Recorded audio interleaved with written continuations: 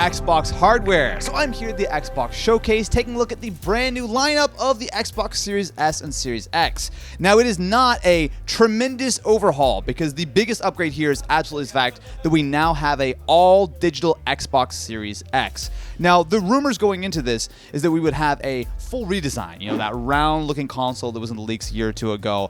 That is not what we see. Instead, they have taken the standard Xbox Series X, they have turned it white, and they've removed the disc drive. Very similar, in fact, to when they brought out the Xbox One S all digital a few years ago. If you remember that, they pretty much just took the disc drive out of the Series S and called it a day. Well, that's likely what's going on here. Now, I do have a theory about what's on the inside. There are now these are dummy units, so I can look in all I want. There's really nothing inside, so I can't learn anything at the moment. But my suspicion is that we're actually going to see some internal upgrades. They're not talking about it at the moment, but I would be surprised if we don't see a 6nm chip inside, similar to what we've had on the PS5 for a little while, and likely a shrunken cooling solution and whatnot. I mean, there's a lot of extra space that's now going to be available in this Series X, so time will tell, but I'm very curious to see what that's all about. Now, the price is a little bit interesting. The Xbox Series X is staying at $500 for the 1TB model, as well as there's a new 2TB model, which we'll talk about in a second.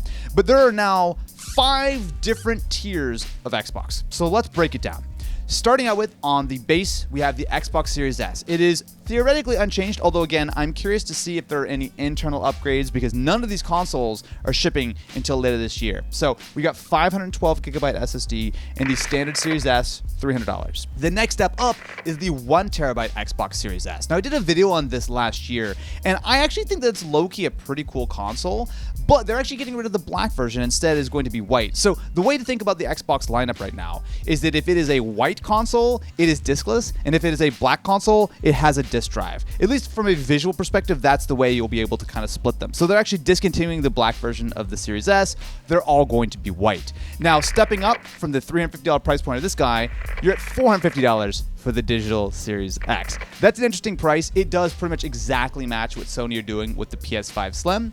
Sales, I'm sure, will be around to kind of bring it down a little bit. In fact, actually, right now, as I'm recording this video, Sony have the PS5 Slim available for $50 off. It'll be interesting to see where this really lands. I think at $400, this is going to be a compelling value, but it gets a little crowded, right? Because you're talking about $300 for the Series S, or $350 or $450, and then if you come over to the special edition, this goes all the way up to $600. So there's a wide delta in prices between the cheapest Xbox Series S and the most expensive. So the Xbox Series X, $450. They will still be also keeping the standard 1TB model around. So you will still be able to get the exact same Series X with some theoretical upgrades on the inside at $500.